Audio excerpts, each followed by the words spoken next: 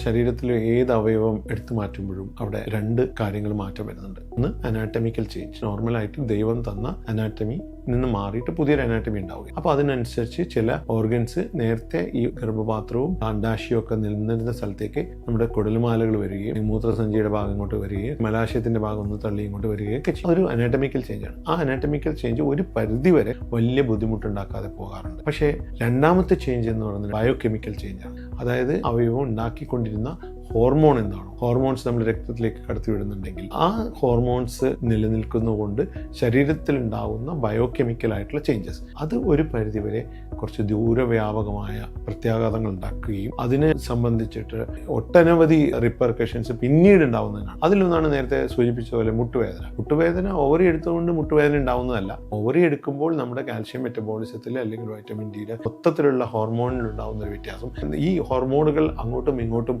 ബന്ധപ്പെട്ടാണ് ഇരിക്കുന്നത്, എല്ലാ ഹോർമോണുകളും. അതുകൊണ്ട് തന്നെ ഒരു ഹോർമോൺ പെട്ടെന്ന് ഇല്ലാതാവുമ്പോൾ ശരീരത്തിനൊരു കൺഫ്യൂഷനാണ്. ഈ ഹോർമോൺ എവിടെ പോയി, അതിന് മനസ്സിലാവുന്നില്ല. നമ്മൾ സർജറി ചെയ്താണ്, വളരെ വൈകിയാണ് അത് പോപ്പപ്പ് ചെയ്യുന്നത്. അപ്പോൾ അത്രയും സമയം ഒരു കൺഫ്യൂഷൻ അവിടെ ഉണ്ടാവുകയും അത് മറ്റു ഹോർമോണുകളുടെ നിരക്ക് കുറയുകയും കൂടുകയും ഒക്കെ ചെയ്യുന്ന ഒരു സംവിധാനത്തിലേക്ക് പോവുകയും ചെയ്യും. അപ്പോൾ നമുക്ക് പലപ്പോഴും കാൽഷ്യം മെറ്റബോളിസത്തിലും വൈറ്റമിൻ ഡിയുടെ കുറവിലും ഒക്കെ ഉണ്ടാകുന്ന വ്യത്യാസങ്ങൾ, ബോണിൽ നിന്നും കാൽഷ്യം ഡീമിനറലൈസേഷൻ സംഭവിക്കുന്നു, ഓസ്റ്റിയോപോറോസിസ് സംഭവിക്കുന്നു. അപ്പോൾ അങ്ങനെയാണ് ബോൺ പെയിൻ ഉണ്ടാകുന്നത്. ഇത്തരം കാര്യങ്ങൾ